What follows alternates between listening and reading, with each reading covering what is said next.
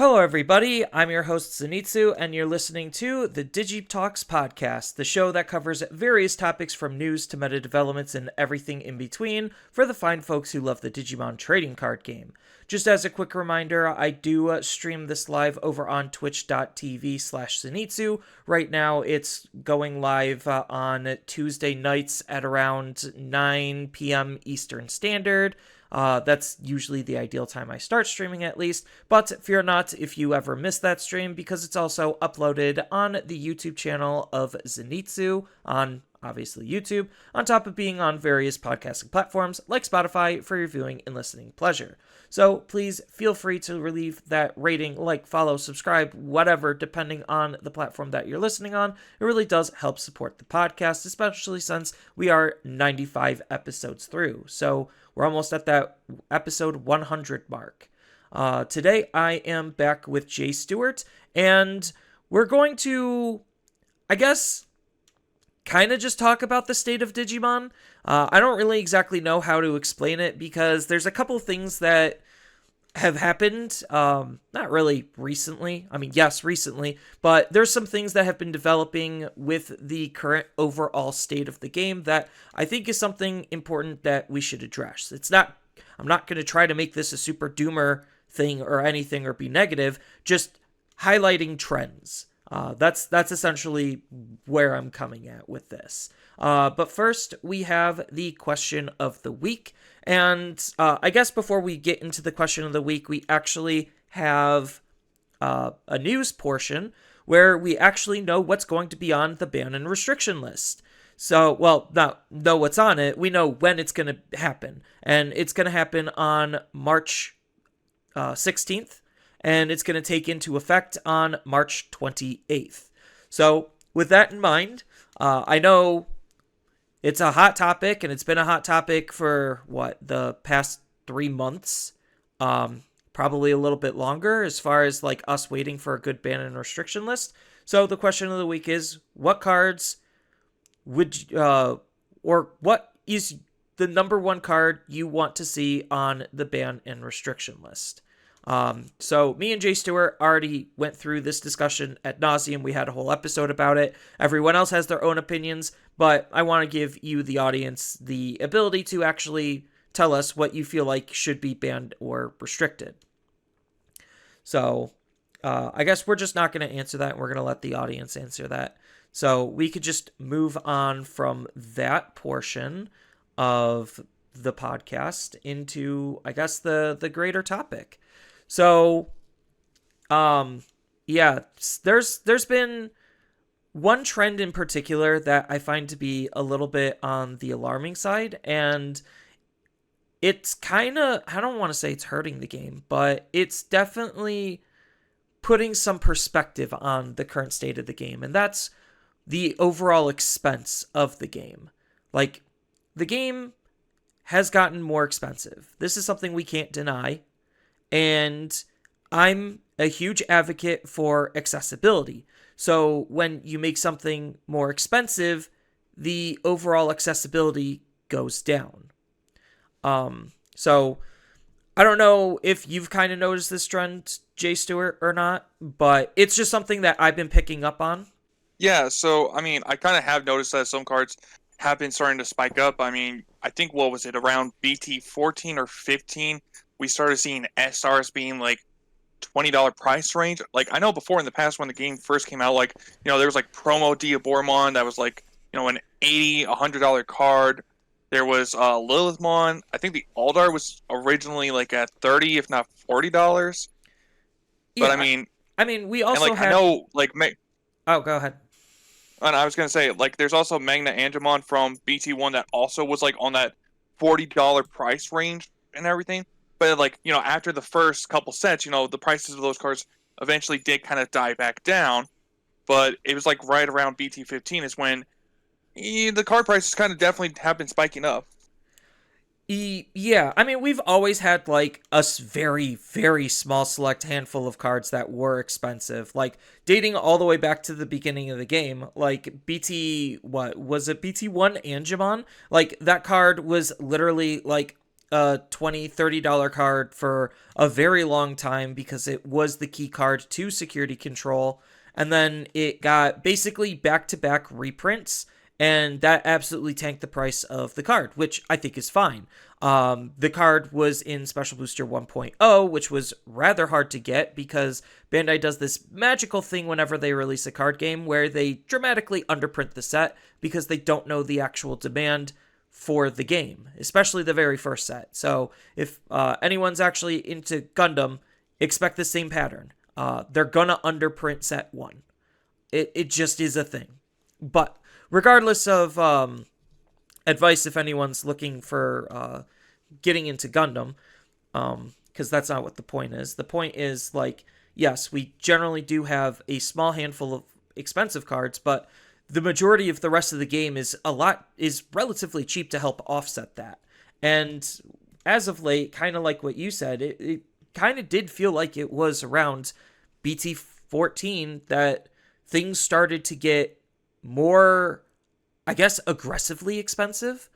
Um, and I think like that was the point where they started introducing more true staples into the game. And I think like obviously whenever you do staple type cards, like hyper generic levels of cards, like we obviously saw that with Death Exilmon as well, like way back when. Whenever you introduce hyper generic cards that any and every deck can run, of course they're going to want to run it. And because now every deck needs it, that card's always in demand. And once supply runs out, prices start climbing. And that's why we have a big promo problem, which has never been a new thing. Like, again, going from your Diaboromon example, all the way at the beginning of the game, we had a promo Diaboromon that literally just had security tech +1 for each Diaboromon in play, including itself. That promo was, like, I kid you not, a $50 promo also. And then obviously got a reprint and cooled down on top of like less overall Diaboromon demand. So there were factors that lowered the price for the deck that was relatively unplayable for a very long time. I mean, it was playable, just not good playable. And yeah, it just sucks when you want to make a deck and you can't because you're getting priced out of the game. Is kind of just where I'm heading with this. I did see a video of, I think it was Mario's, where he was talking about the price increasing of not necessarily products, of cards on the secondary market. And like, yes, that's secondary market, but it still kind of sucks when you get Shadramon promo that's needed for Virus Imperial that is a $40 to $90 promo pending when you're actually looking to buy it. And if you miss the window where it was $20 at the lowest, that's still more expensive than most other cards in the entire game. And that's a deck that they're actively trying to support. And I think that's the really unfortunate side effect to Digimon, where it's just like, hey, we're supporting this, but the caveat is you need this really expensive card in order to actually make the deck and make it good. They did that with starter decks with secret rares. They're still doing it with starter decks and secret rares. And it makes the game unnecessarily more expensive when they do that type of thing. Yeah, because another thing that I felt like I kind of noticed too and everything was they increased the amount of SRs that would be in a box and everything too. Like, for example, EX6, yeah, it was EX6. Like, there's like the Protoform, like that's like what, a $30 SR card now? That was EX5, but yeah. Oh, yeah, my bad. But I know there's also like the Diaboromon and the Cherubimon Ace, also from EX6. That those were also kind of pricey. The Lucimon also was like a little bit of a higher price too. Like those are just three examples, or three SR cards from just EX6 as a fine example. Yeah, because I remember like literally every set before, like, so the sets between BT 5 and BT 13, I remember the SRs being like super cheap and affordable, like really cheap and affordable, and all Like of the money. $10, Yeah, like like $10 at most. Right, and that made deck building so easy. Like I'm literally sitting on probably like a giant, not really shoe tree. It's one of those like shoe things that you hang up on your door and then it just hangs down and you put your shoes in. I don't know what those are called. I can't think of the name on the Shoe top of my rack? head. It's kind of like a shoe rack, but you hang it on your door. But regardless, I basically filled that entire thing with decks because it was just so easy to be able to make decks because they were pretty cheap and affordable to make. And I have a whole bunch of them as a result. And certain ones, yes, they did get upgraded and upgraded because stuff tends to get support every now and then for more specific archetypes than others. Looking at you, Gallantmon and Agumon.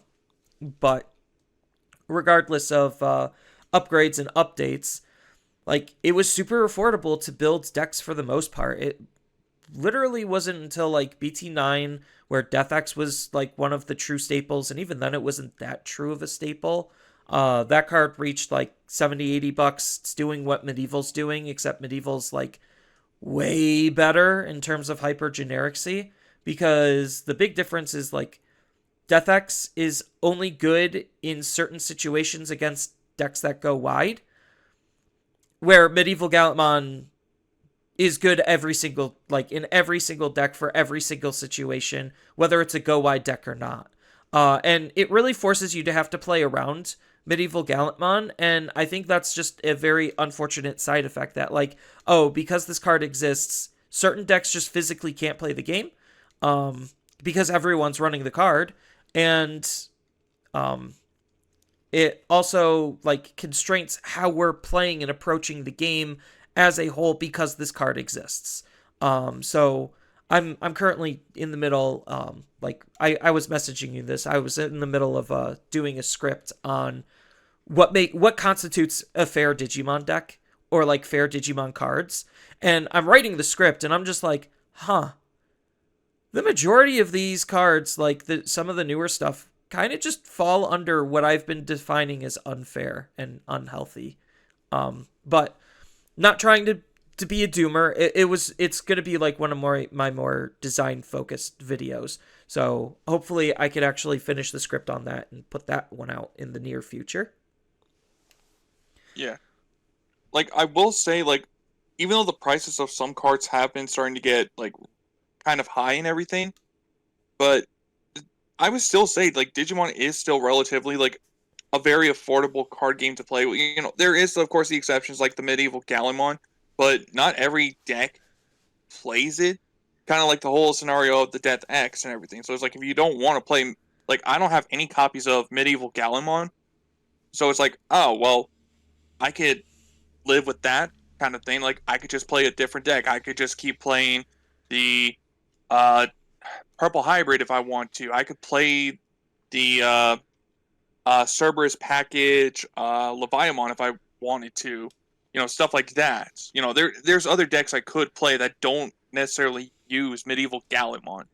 But Yeah, but and like here's the big problem. It's like with the way Medieval Galamon is designed, your deck is actually better for including it, whether it actually has a purpose to be in the deck or not, or it's searchable or not. It's a completely irrelevant fact because that card just single-handedly outs so many things in so many different situations for borderline zero input outside of a text slot. So like yes, you could just it's the age old argument of like, yes, you could just play decks that avoid those types of cards. That's why I haven't really built much new decks in a long time, is because the decks that I want to build are on the more expensive side. And like, okay, yes, guilty as charged. If anyone saw my last unboxing video, like my literal last video of me unboxing stuff. That was technically a live stream. I did go through one of my couple of playset binders. So yes, I do collect a playset of every card just in case. But if I wasn't in that type of position and I was a way more casual player and I saw like, hey, Virus Imperial is getting supported. I read Seekers. That looked pretty interesting. I want to build that. You're just going to be functionally building an inferior version and having a worse time for it because Bandai decided to have one of the most needed cards in the entire deck be a promo that's hyper expensive. And now you're looking at magic level prices if for a Digimon deck. Yeah, I won't deny that fact and everything. That obviously, like just like reveals of like certain cards could just cause a panic buy or a buyout of other cards. It's like, because what was it like once Cool Boy and like Omnimon X like kind of got bought out, all of a sudden all the Royal Knight cards just started shooting back up in price and everything. Right. Out of the new set, like, granted, it is just a new set. I was just looking at finishing playsets of cards, and one of the last cards I was looking at was Alphamon Oryukin Ace. And for whatever reason, that's the $10 super rare of the set. And I think it's going to stay that way. But it kind of puts my damper on wanting to build it because it's like, oh, yeah, I could build Alphamon Oryukin for like 50, 60, $70 depending on how I approach and build the deck, or I could build Excel for like dirt cheap because Chaosmon is a way cheaper card. So like, but is that what I actually want to build? I don't know. I have to playtest the decks a little bit more to get a better understanding of which I like. But one obviously has a higher barrier to entry because it is a functionally more expensive deck. And they've been subtly, for the most popular stuff, which I guess it's a smart business move, but they've been trying to make the more popular stuff as expensive as possible versus the unpopular stuff. Yeah, I could kind of see that and everything.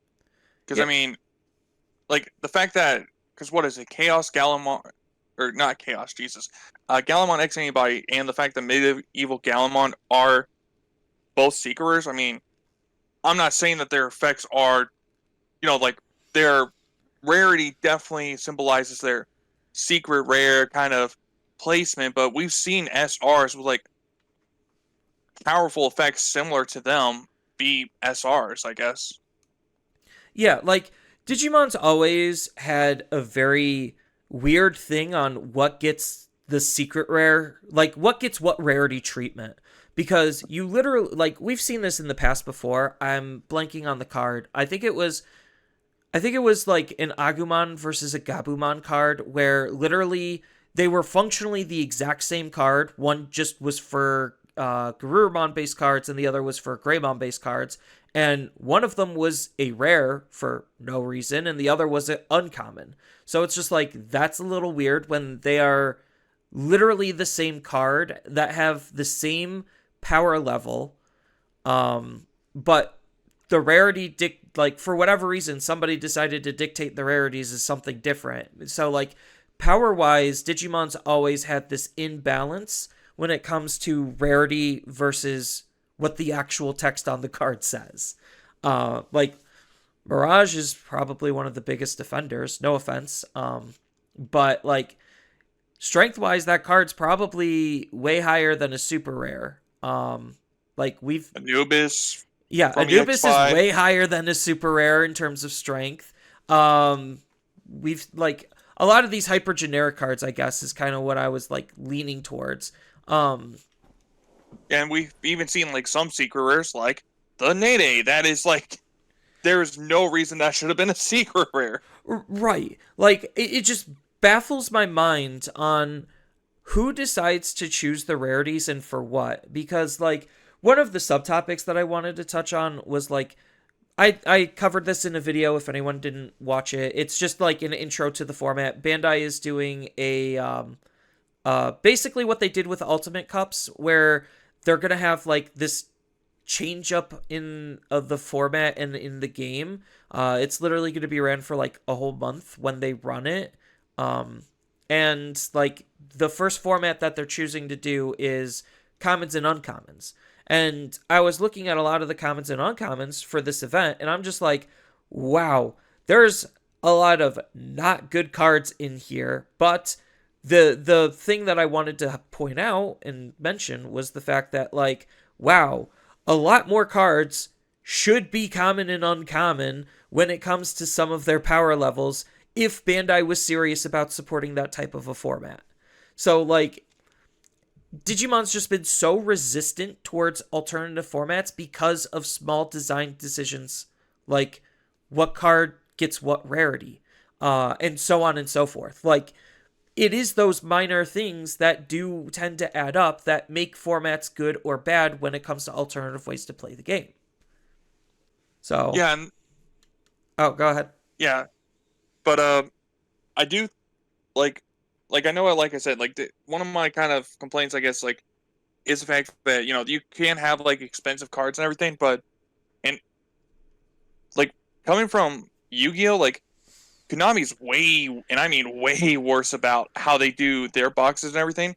Because like I know lately, as of now, they made it guaranteed you get an SR, like lowest rarity kind of thing. But they also do like ultra rares, and they have like secrets. And there is like, I think what is it like the newest set has like 12 secret rares, and I don't even think you're. I think you're guaranteed to get maybe two secret rares in a booster box, and it's like you have like a 1 in 6 chance of getting the one you want. Like, I'm sorry, that's bad. And I know Konami's like they've had their secret rares like be like stupid prices. Like, there's like a purple Thanos dragon. Like when it first came out, it was like sitting at, gosh, like 120, almost $150, and you need a playset of that. And then like they would keep reprinting the card, and it's like the price never went down. Like I know Digimon like if they do reprinting, the small times when they do, like the Death X and everything, it slowly causes it to go down. But it's not like they don't do like as often reprints as Konami does. And when Konami does a reprint, it's still almost impossible to even get that secret rare still. And Yeah. then it's like after like the 20th reprint, that's when they finally ban the card, and it just drops the price down to like nothing. Yeah, yeah. I will say Bandai definitely has. I feel like them picking what's to get reprinted has been way smarter now. Like in this last like year, and going forward, it definitely feels like Bandai is way more intelligent on what cards should be reprinted. But I also feel like at the same time, like it's one of those good and bad things where it's just like, yes, it's really good that certain cards are getting reprinted, but it's really bad on how we're going to be getting them because a lot of the needed reprints are event pack cards. And right now, we know the competitive schedule up until May, and it's literally just 3 in-person events, and that's it. And like, where's all the online events? I guess there's technically one online Ultimate Cup, but it's like, how are players actually supposed to get their hands on these reprints for the prices to drop so players could actually play these decks when like you're making it very hard to get the reprints still? Like, how hard is it to just do a good reboot booster, like an actual booster set that's just literally reprints? It costs them nothing to do. They just can't screw up like last time with the Resurgence booster. RB01. Yeah, like with RB01, they just can't do that type of a thing again, where it was just like a lot of the cards when they came out weren't meta relevant anymore because the meta has way moved past it. And on top of that, it was diluted with the RB cards being new and exclusive cards, which were the only things people wanted, which still weren't meta relevant. Like, it was like RB1 was just such a big disaster, but it's not hard to do a proper reprint set. They're proving to us that they could do good reprints to be able to increase accessibility. And I will give credit where credit is due. Bandai is doing a fantastic job at making decks more accessible. And but what I mean by that is like this last booster, Special Booster 2.5, like, or more specifically BT20, you had a lot of trait-based decks that you honestly just need that set to build 90% of it. Like, in front of me on my desk, I'm sitting with a nearly fully constructed Excel deck. It is literally just all of the Excel cards from the set thrown into a pile, and it's almost a playable deck. Like, obviously, I need the. I was building this for the common and uncommon format, but I need like to make it a fully constructed deck. I just need the Chaosmon, Folder Arms, another supporting rookie, another supporting tamer, and a little bit more options just to help things out. And then boom, the deck is done. I think it's like 40 cards, I believe. I'd have to actually count how many like XL cards that deck runs. But the fact that like, yeah, this is almost a completed deck ready for you to go. That's easy to make. I adore that. I think that's great.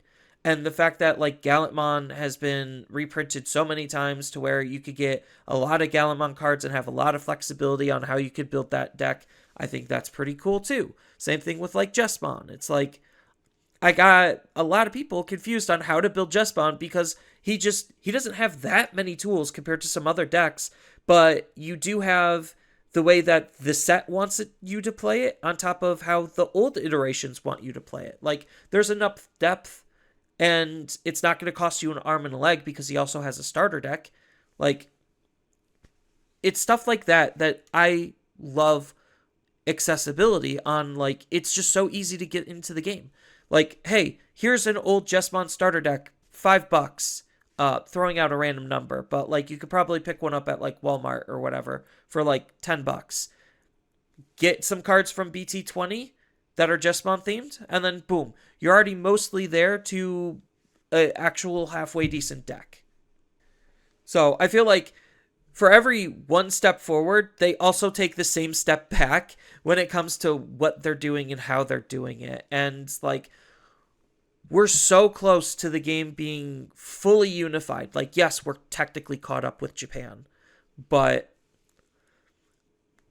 I there's think just Japan still has like promos or something that we're still missing. I think so. Like it's just such a minute number of cards at this point, and like going forward, seeing how promos are going to be handled, that's going to be a point of contention because oh boy, Japan handles their promos completely differently than we do, just because of the sheer cultural difference.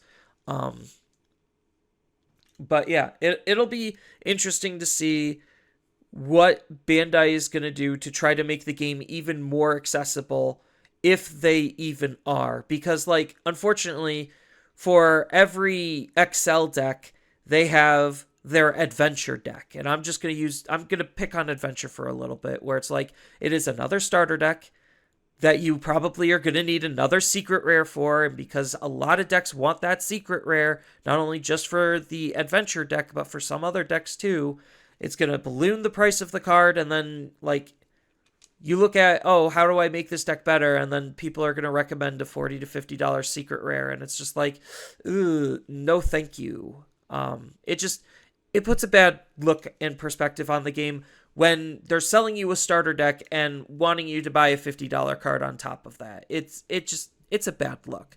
But I do like the fact that you do have the Excel style decks where it's like, yeah, here's everything in one booster, you're good to go. I think they need to start doing more of that.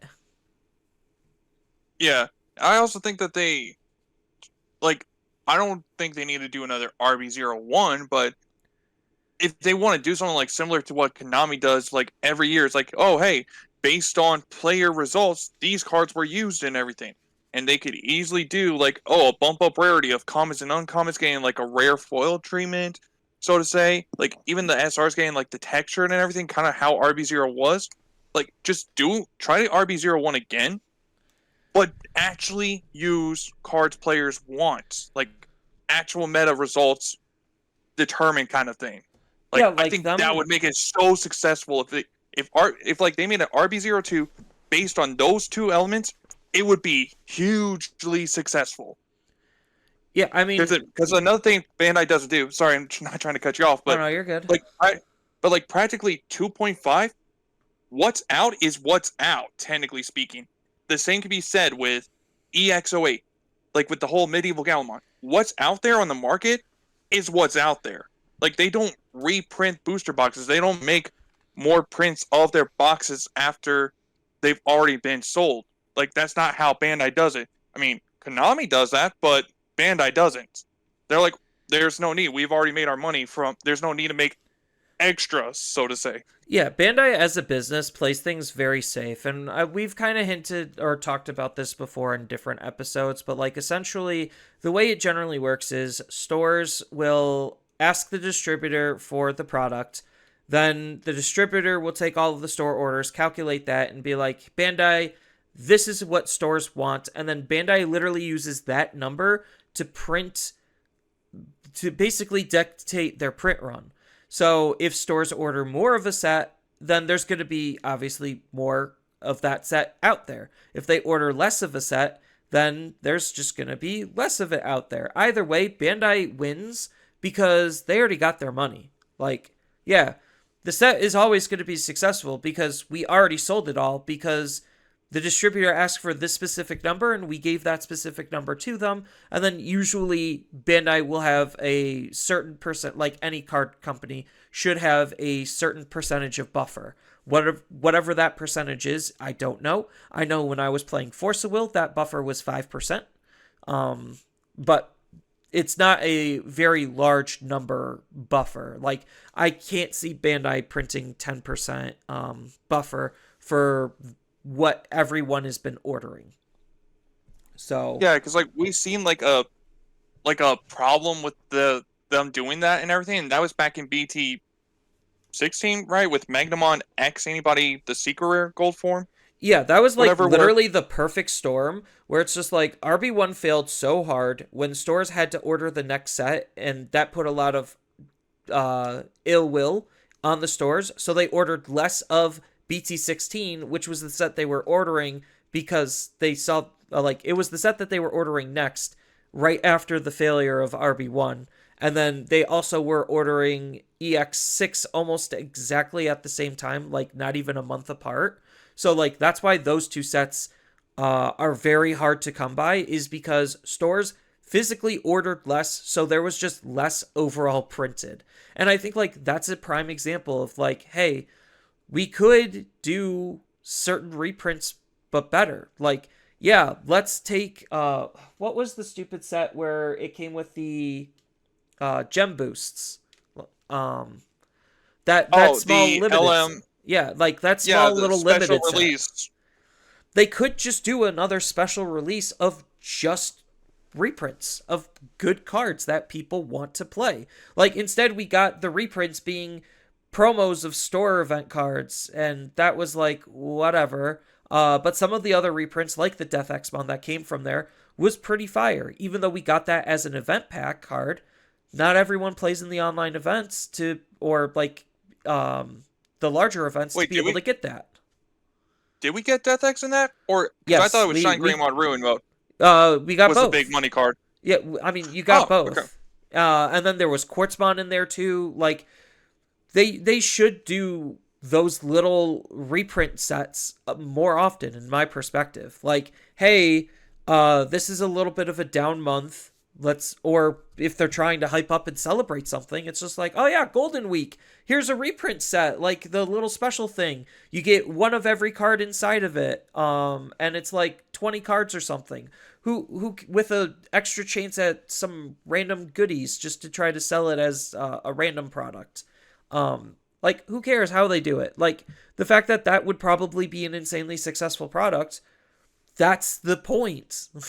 Like, that would just do so much for accessibility overall. Because, like, the biggest appeal to Pokemon, even though, yes, Pokemon has its own sets of woes, I'm not going to go and pretend like I know all of them, but I do look at TCG Player, and I could build a competitive Pokemon deck, tier 1 or tier 0, whatever tier it is, for, like, 40, $50. I used to be able to do the exact same thing with Digimon. I can't do that anymore. When I'm looking at budget decks that are actually halfway decent and meta competitive, it's just like, no, you're probably going to be spending 80, 90, $100 on the low end. Like, that's the low end now. The high end is now like, oh, my deck needs 2 Medieval Gallantmons and 4 Shadramon promos. That's going to be $500, please. It's like, no. Somebody will do it, just not the casual budget player. Yeah, because I even like kind of the same philosophy as you mentioned earlier was try to get a playset of everything because I'd rather have everything, but versus when it spikes up. But I haven't been able to do that because, I mean, take like I said, I don't have the medieval Gallimon, and at this point, I don't even think I'm even going to bother buying it at this point. I like should have bought on the extras second of hand that market. card. Yeah, I had a chance to buy extras of that card. I knew it was gonna spike this aggressively. I was just hoping it wouldn't have spiked this quickly aggressively. But then again, I also wasn't gonna shell out another because at the time I would have bought it was like what 100 or not 140 $40. So I could have spent like 120 on another full playset, which I mean right now that's borderline steal. But again, I looked at the event schedule. I physically can't play in any of those events. So what am I supposed to do? Like I just don't care enough to get the card or to get extras of the card to be able to use it. So it's just like their event schedule also made it so I didn't want to purchase anything more than I needed to. Yeah, and even like somebody mentioned earlier too, is like, I mean, based on what they've mentioned so far, unless they are going to be announcing more events during DigiCon, there's not a lot of events. So I, it's like I don't even like I can't really do online because of work schedule, but I even wouldn't. I really don't like the idea of doing online because of the stories you hear of players getting cheated. I know that's kind of like a personal thing, like a personal choice I have there, but that's just how I feel about it. I'd rather sit across from somebody because it's a little bit better for me. But Yeah, and even not so, not everyone wants to do the whole webcam thing, and I get that. And there are a bunch of webcam locals. Like again, the best part of Digimon is obviously the community. Like the fact that every day of the week there is technically online locals that you could participate in. I think is really cool. I think like just having the outlet to play is very nice. But obviously, hometown stores are not going to be doing that because they have other games to run, which I get. They can't just all support one singular game. They have to support multiple ones and be fair to everyone. something actually really crazy that I think Bandai really should try to do.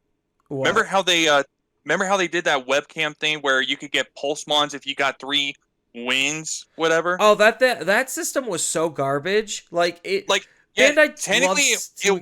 Uh, like Band. I know it was technically bad, but at the same time, it's like I paid $30 and I got a playset of Pulsemons that at the time were like what, $40 for just a single copy? It's like that to Yeah, me was a big plus right yeah, there and but then there. they also released like alt art foil Pulsemon as was either a winner or participation for a pre-release, and like they're doing Yeah, that. They're doing that again with Imperial Dramon. Imperial. Yeah, I'm just And I saying though, think like like that's good. Like that's a good spot for a reprint. Like yes, that will put butts in seats. For those who play Digimon, or like it's a great entryway. Like, hey, come try the pre-release. You get a super premium good card, and that might entice people to actually pick up the game because one, they're there to play in the pre-release, which is already a pretty low bar of entry. Um, and then two, they're getting something that people would like and care about. And even if you're not going to play that card specifically, you could just be like, hey, can anyone trade this for something I could actually build towards? Or can I have like a deck that's on the cheaper side? Like my brother, as an example, he was building ghosts. And Ghosts is, again, this is why I kind of just love the design of BT20 as a set. Ghosts is 90% base wise inside of that set. He has 90% of ghosts pretty much already built. We're just waiting on extra of the secret rare. God, I'm blanking on its name. But not the secret rare, the super rare. oh, Necromon. Yeah, Necromon. So he's literally just like waiting on extra Necromon because he was just like, yeah, trade me some of your ghost stuff. And he has mostly a new deck, and I think that's pretty cool. So like, I'm not trying to dog on Digimon. Like, I'm just pointing out the trend of for every good thing that they do something incredibly silly. And they have the capacity to do better. And that's the thing, like being with Digimon since the very beginning.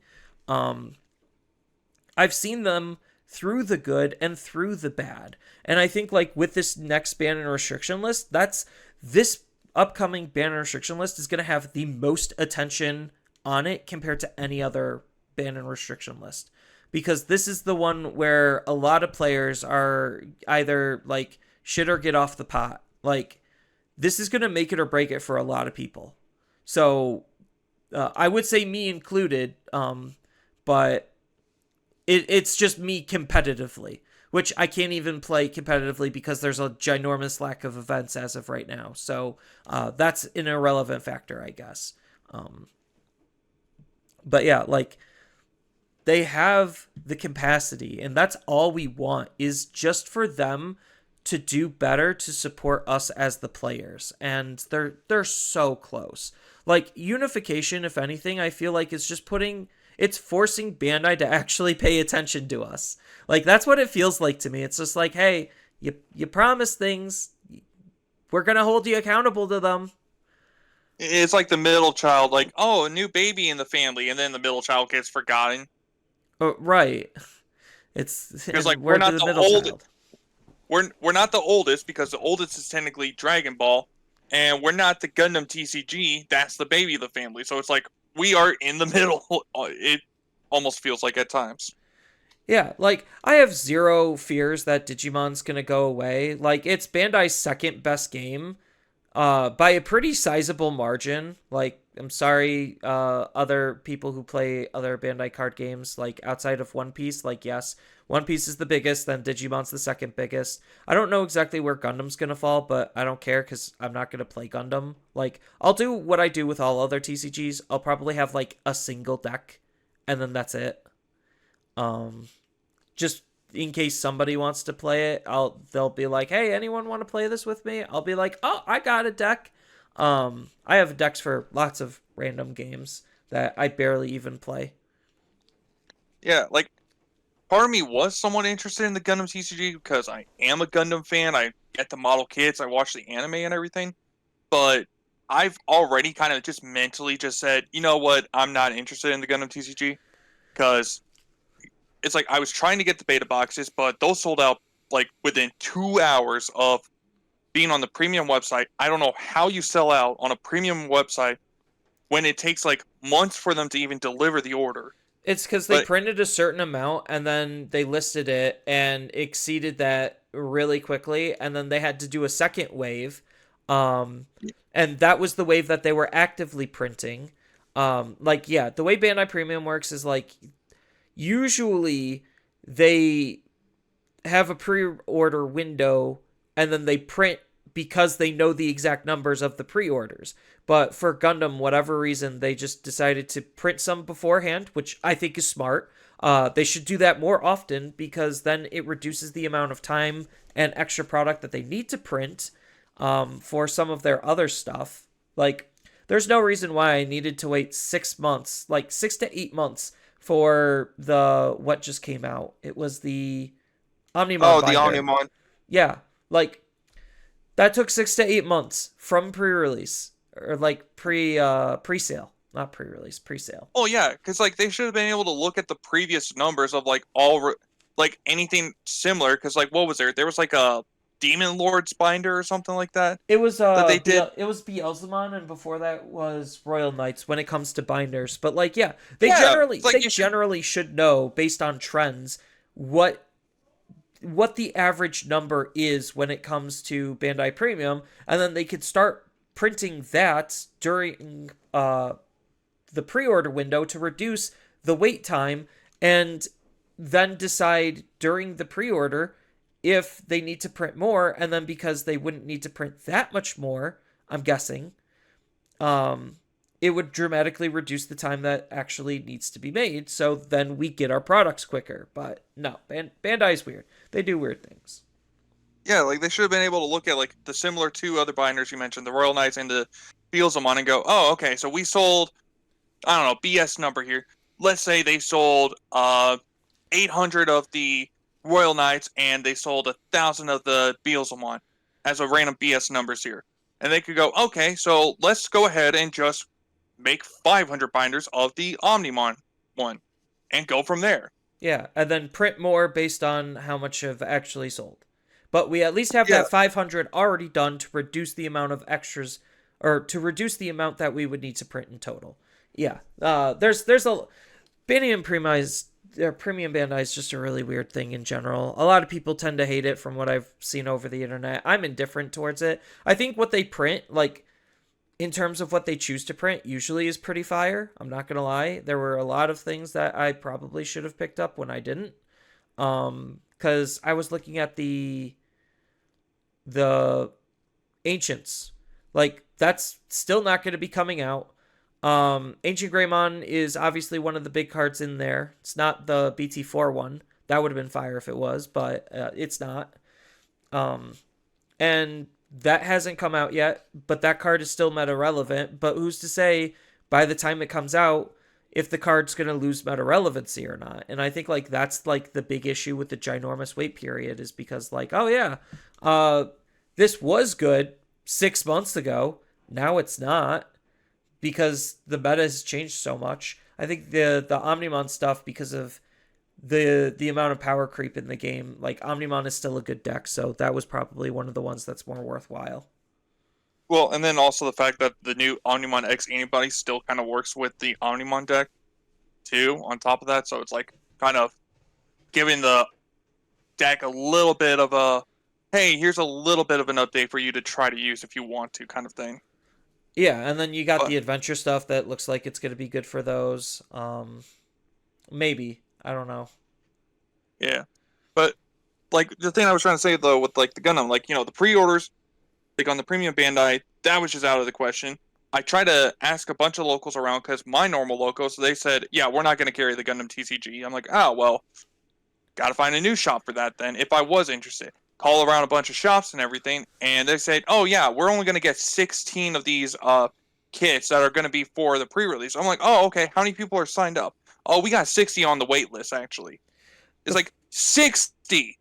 There were 60 people in every single locals that are on a wait list. Like that to me is just ridiculous. So I'm like, you know what? It sounds like it's going to be impossible for me to even try to get into the Gundam TCG early on. So it's like I'm not even going to try and bother. Like maybe if they come out with the double O something, and if it doesn't seem expensive, maybe I'll pick up the cards because I love double O. But other than that, I'm not interested in the Gundam TCG anymore. Like that's just a me personal thing. Right, and I feel like Liberator, as much good as it does, again, it's just the classic story of like they could have done more. Like I feel like Digimon does better as an anime than any other medium. Like don't get me wrong, their games are pretty good, but their games are relatively inconsistent.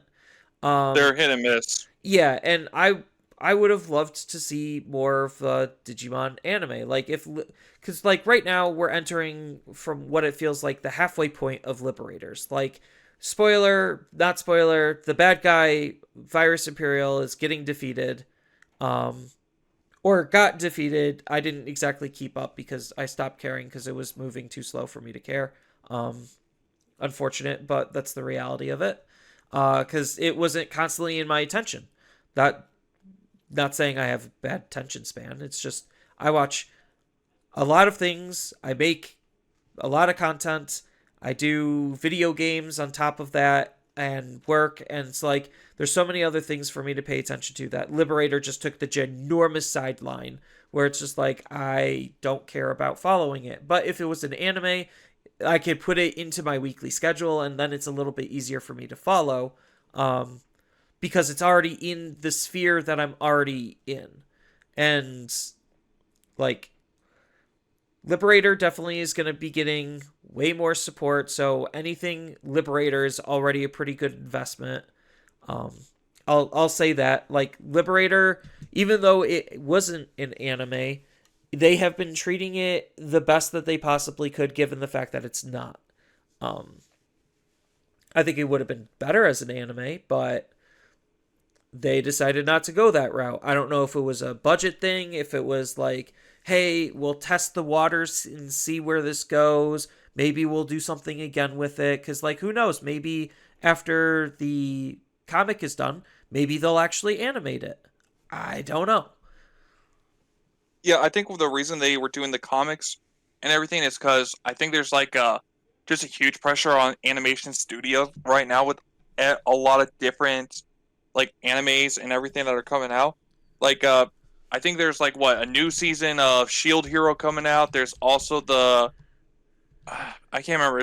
It's practically Red Power Ranger going to an alternate dungeon world kind of thing scenario, like as another anime, like just as a couple of few examples, so to say. Like, and I know there's like the Bleach Blood Wars still going on, as far to my knowledge, and they were kind of recently just doing a Dragon Ball, and they're still working on like One Piece. It's like I'm assuming it's still in the final few episodes because I have yet to see my friends post anything about like, oh, they found the One Piece and it's been the power of friendship the entire time. I have yet to see that. So Yeah, I also know the studio that generally does Digimon was working on, unfortunately, an anime way worse than Digimon.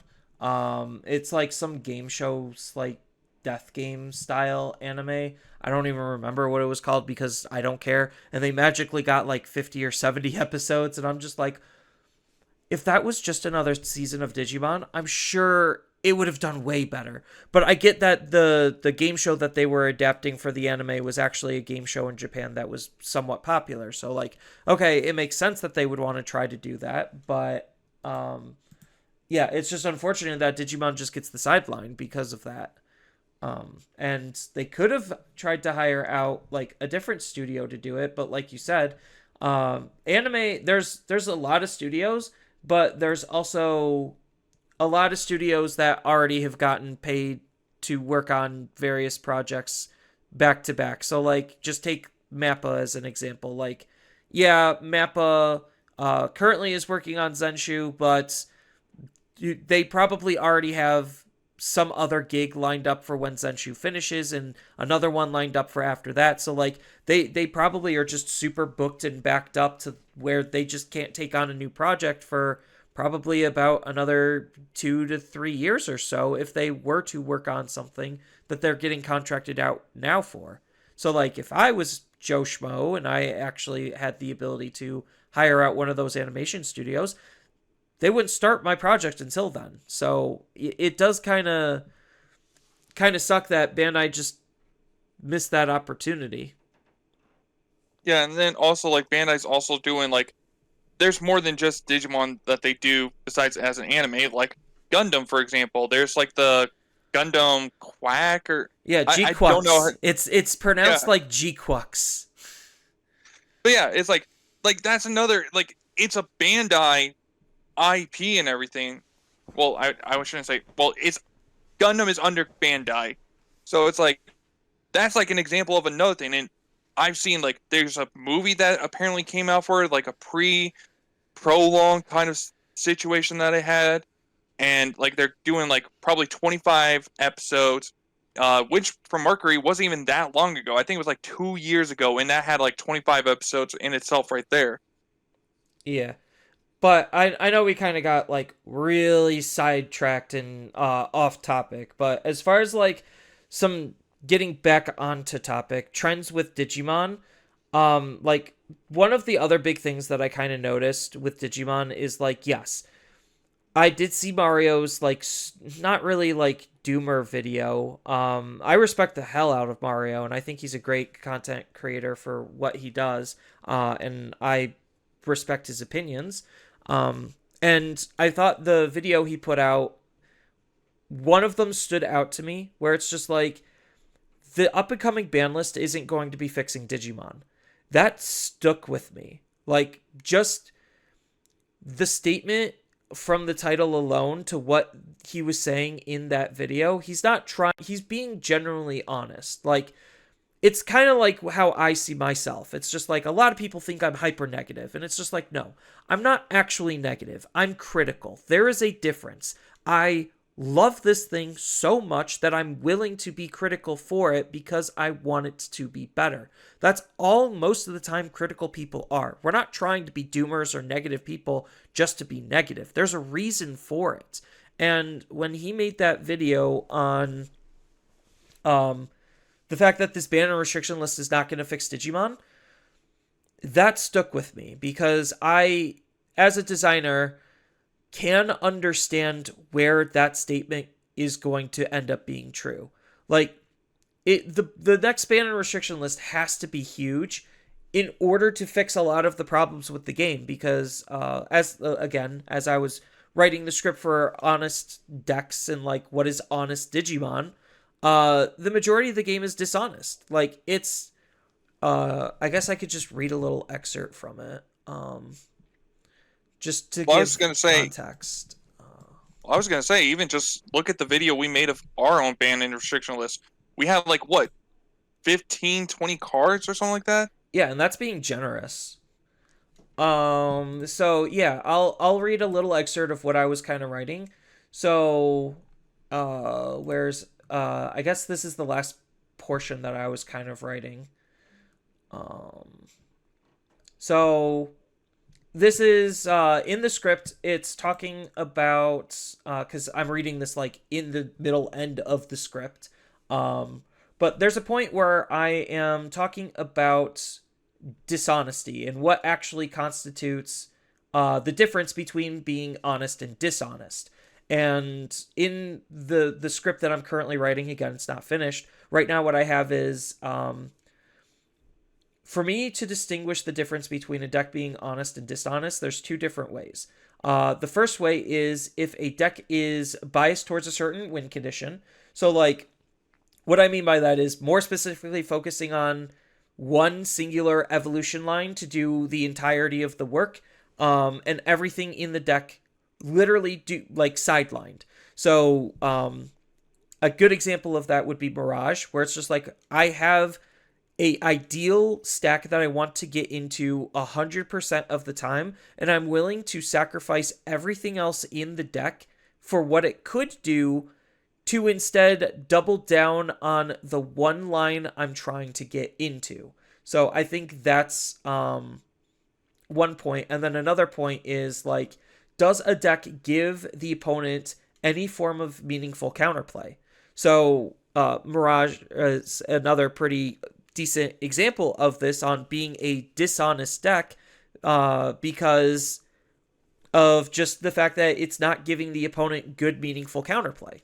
So obviously, this is just a very baseline thing that I'm scripting, and the script isn't even done. So, but that's kind of like the direction of the talk on what I'm trying to write up for a video is like, because there's just so many decks that are dishonest decks, dishonesty is what's not fun. Like, I'll say that. Dishonesty is not fun. When everything's like, when I have fighting game roots. So there was a statement made by one of the big YouTubers that I followed, Maximilian Dude, or like Miles932 or something. Regardless, he's just like, when everything's broken, nothing's broken, but everything broken needs to feel fun. Because if everything broken doesn't feel fun, then it's not going to be a fun game, even though everything is on the same power level because it's all broken. It just ends up feeling frustrating. And I feel like that's currently where Digimon is, where it's just like, yes, we have, again, 10 playable decks. These are the only 10 meta decks that are actually allowed to have any form of success. This is as of the last format. So obviously things are going to be a little bit different, but again, the statement is these are the only 10 decks because they're so broken and absurdly powerful compared to the entirety rest of the game that there's just a huge power gap between them. But none of those decks are actually fun to play against. So it's just like, am I actually having fun playing these decks when they're not fun to play against? And like, yes, they're all incredibly broken decks, but they're not fun. So, like, is this ban and restriction list that's going to be coming out actually going to solve the problems to end up making what's not fun now fun? Or, like, that's kind of like where I'm heading with it. And like what Mario kind of was like stating, it's like they could ban and restrict 20, 50 cards and the game still might not end up being fun because they might miss something that is an element that leads things to not be fun. And if everything has access to that same still element, like Medieval Gallantmon, just as an example, I'm not saying he's absurdly broken. Um, I mean, he is, but he's like you can play around him, sort of. But the point is that I was getting at that they could hit a lot of cards, but the game could still be in an incredibly broken state just because Pandora's box has been open for too long. Like, the damage has already been dealt. They're already designing around specific things that have already existed. And I'm not saying it's going to be too late, but Digimon, as a result, has dramatically changed from a more, I don't want to say balanced version, because there is Back and balance. forth. Yeah, it's lost a lot of its back and forth. That's what made the game appealing to begin with. Yeah, I could definitely agree with that. And something that you've brought up in the past and everything was Bandai should be doing more bans and restriction lists like more often. Like in a way, I almost kind of feel like that actually might be true now. Like we need bans and restrictions to be a little more often, like maybe every 2 months or something like that. Just something that if there was something that was missed, it will like we know it'll get taken care of. Like we're not gonna have to sit around and wait like 5+ months kind of situation. Yeah, so that's where Dragon Ball Super Masters is. Every main set, they get a ban and restriction update because the game is in such a high powered state. It desperately needs it. Like, oh my god, that game needs a very constant ban and restriction list in order to fix its issues.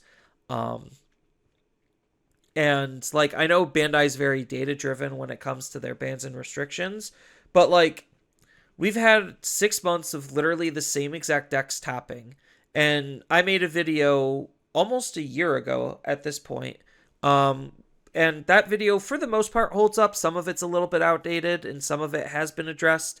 So I got to do an update on that, um, which that's coming up as another potential like video and script that I need to write.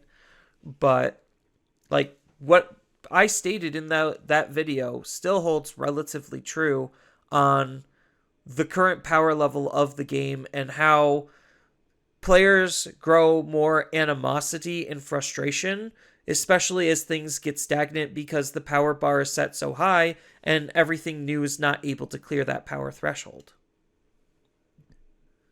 Yeah, especially when like Bandai's trying to push a new product and everything. It's like it's gonna be like, oh, is anything in here gonna actually gonna be good and can compete with like say like the Dusk Hybrid because that's probably like what the best deck out of the entire 2.0 set, if anything.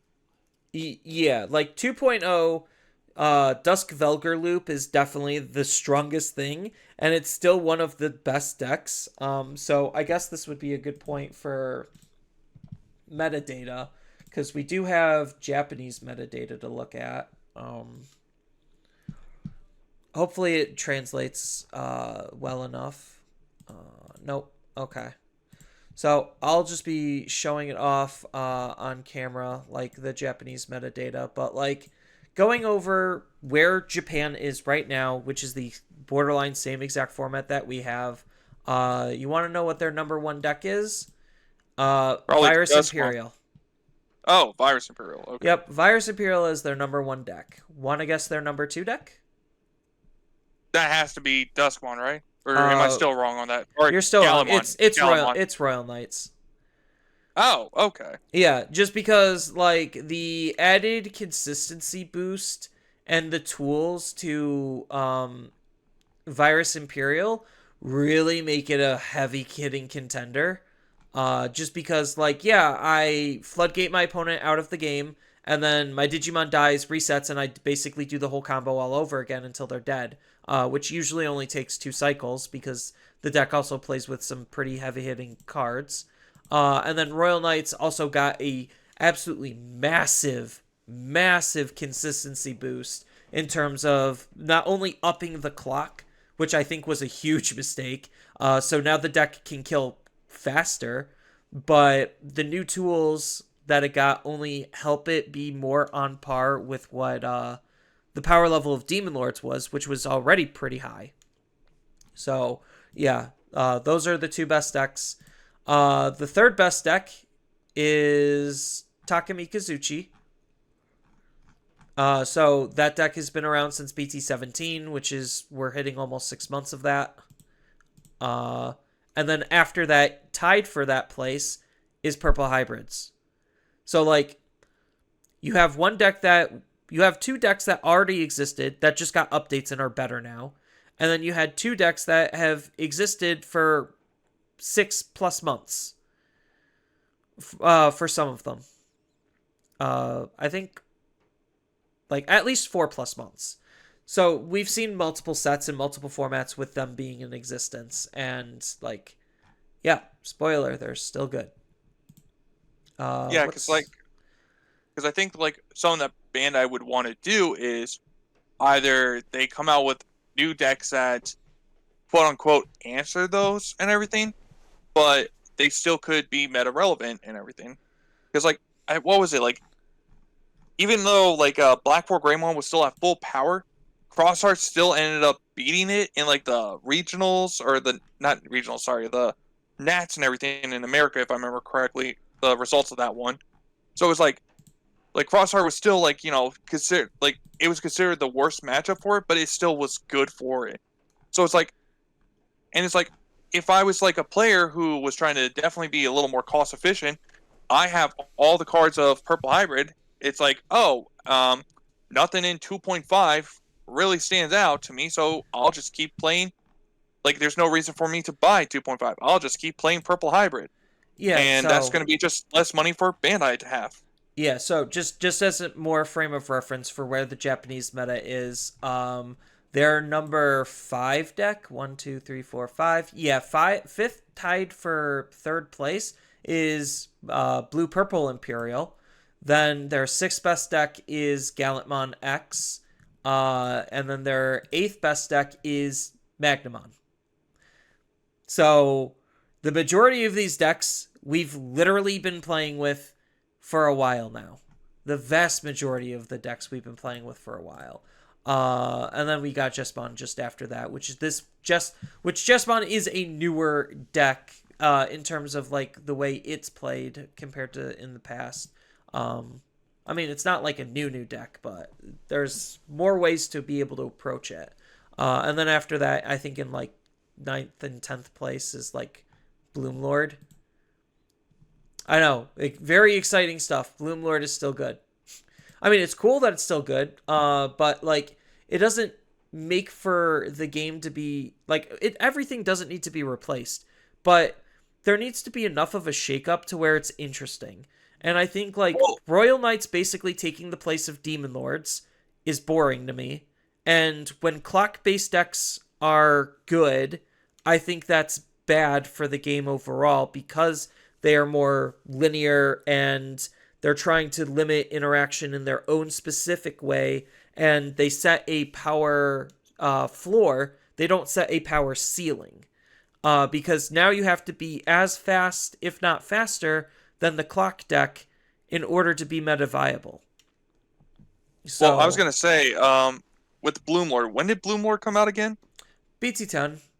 Yeah, Most of the BT10, and Bloomlord it's like, decks are just playing the Bloomlord shell, and then they're just running kind of whatever green generic top end. So, like, some of them are still running Bloomlord, some of them swap to Leopardmon, and they're all playing Medieval Gallant. Like, it's going to be very hard to find a deck that's not running Medieval Gallant at this point because of just how egregiously powerful that card is. yeah, and it's like the fact that the Bloomlord engine is still really good, and like the newer like green cards like the Insectoid, it's like not as used. It's like that's a little concerning to me. It's like, so you're saying like the Insectoid engine is not as good as the Bloomlord. The top end's good, but the bottom end's not. Yes, that is exactly correct. You are 100% right, based on what Japanese data is leading us to believe. And then, like, still in the upper echelons of their meta, it's fallen, but you still have, like, the Sun and Moon toolbox still putting up numbers. So, like, for as much change as we want, that's why a good ban and restriction list is needed, because otherwise the game's not going to change, and that's a huge issue if the game doesn't change. And not necessarily a good change, but a bad change. Because if it does change because of new stuff, that's because the new stuff needs to be more egregiously powerful than the old stuff in order to see any semblance of play, which then is escalating the power creep even further and faster, and that's not ultimately good. So that's why, like, this ban and restriction list is going to have the most attention on it and is going to be one of the most defining things for the game going forward, even if it potentially doesn't have as much impact as we want. But that's where, again, if they announce during that announcement, we're going to be doing regular bans and restrictions every main BT set, that would just that statement alone would be good enough to give people more hope that Bandai is listening. They do care. They can do better. They are doing better. The game is going to be amazing. And that's ultimately all anyone wants, is for the game to do amazing so we can play it and have fun playing it. Yeah, So I mean, definitely agree because I don't I don't think Bandai's ever gonna make a card like Apocalypse again. But it's like, who's to say they're not gonna make another Magnamon X at some point? And it's like, oh, we're gonna be sitting around waiting for how long for the next ban list? We don't know, kind of scenario. Because after this ban restriction list, like, we really don't know if they're gonna keep doing the whole 6 month period wait for a ban and restriction list, or if they actually could start doing ban lists a little more often since we're all in the same format. yeah, Because that like was the thing that was holding like Bandai probably back for the longest time was the fact that we all were not on the same ban and restriction list, and they didn't want to do like a Japanese ban list and then the rest of the world ban list like that they've been trying to do. Like everyone's just using the same ban restriction list. yeah, so they've been trying to hit cards wisely to cater to both for the differences in time lag for both. And I felt like they've done a pretty decent job so far. Like every time Bandai has hit something, it's usually ended up being the correct call. Usually. I think like they could obviously have done a little bit more in certain areas, but that's neither here nor there. Most of the cards that they've hit, I've never really scratched my head at and been like, "Oh, yeah, I don't quite get it." I think the only times was like when they tried to remove some of the OTKs, but like I don't know. That's why we made kind of like a little bit of a joke last episode where it's just like, yeah, if fuck it, if Bandai is okay with the current power level, they could just unleash all of the OTKs back in, because if they're actively trying to print more of them, why keep the ones that they've limited away? So, but Well, I was gonna say the ban restriction list that definitely had my head scratching was the ban list right before they hit Apocalypse because it was just like looking at it, it's like this does nothing kind of thing. no, I mean the Apocalypse one was fine.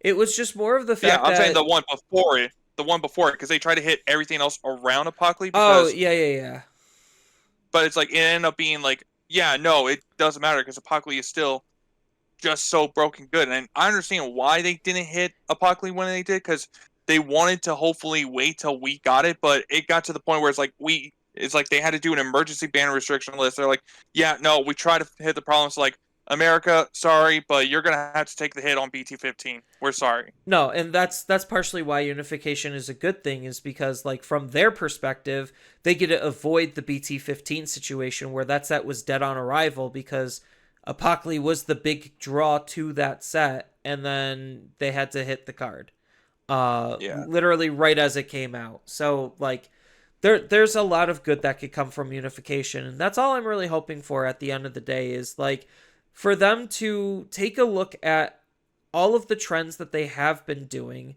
and being like, players are still not happy with the poor decisions we've been making, so maybe we'll actually start doing some good ones.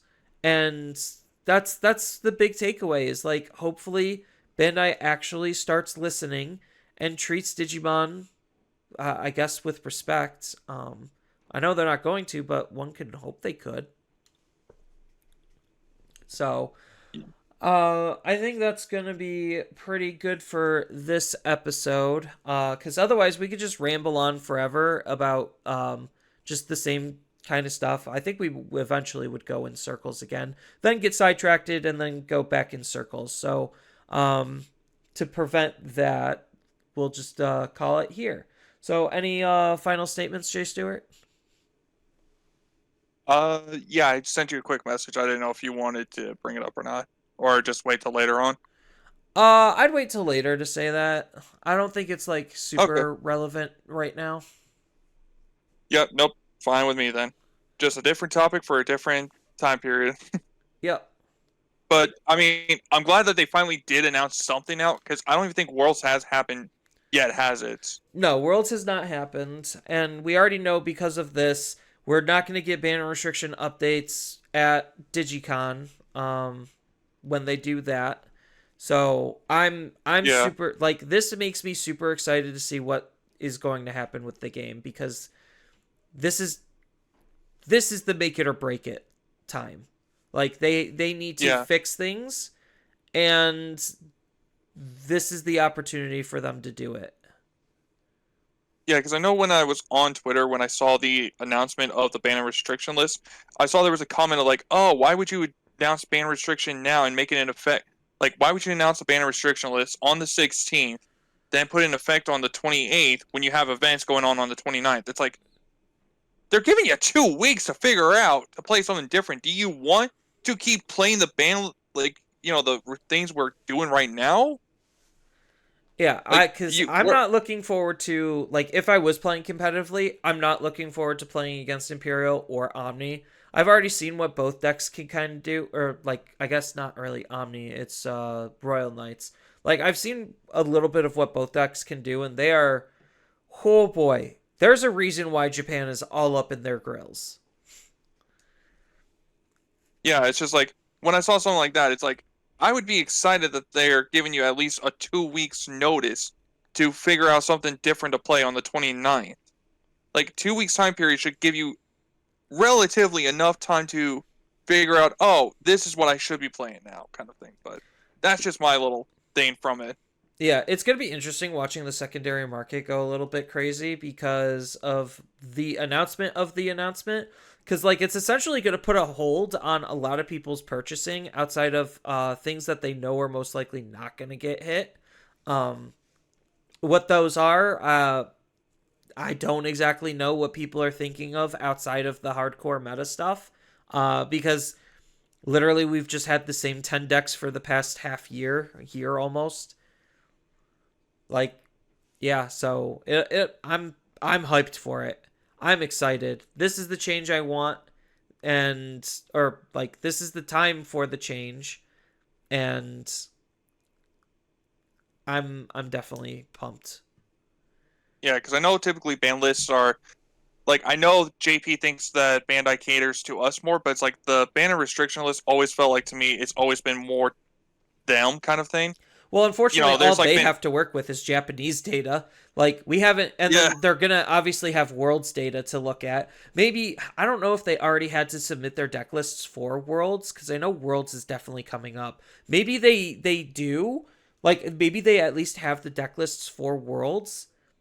Um, I think it's still too early for that though. So I don't know. They're probably going to be influenced by what's been played at Worlds on top of Japanese data on top of hopefully the data from the entire year. yeah, hopefully, but like hopefully they don't just take into consideration what Japan's format has been also like maybe they could take a little bit of a just like consideration with what we've also kind of been recently dealing with too. Yeah. That's all I will say.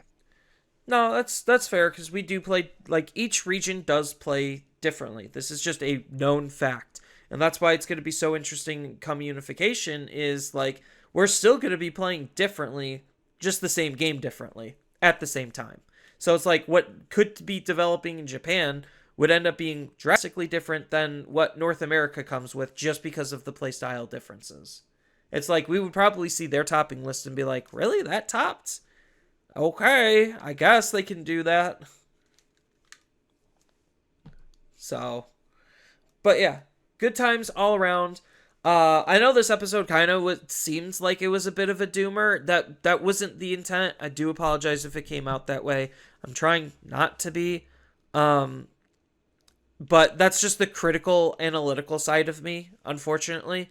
Um, but so hopefully you found some enjoyment in this episode. I think the topics were kind of interesting. It was mostly just the news stuff that we kind of just went in on and a lot of side tangents, but yeah. So with that, I hope everyone has a wonderful rest of their day or time, depending on wherever you're listening to this. As always, feel free to do the social media doobly doos down below, so that way you could stay up to date on what I'm doing next, I guess. And I hope to see you all in the next episode. Later.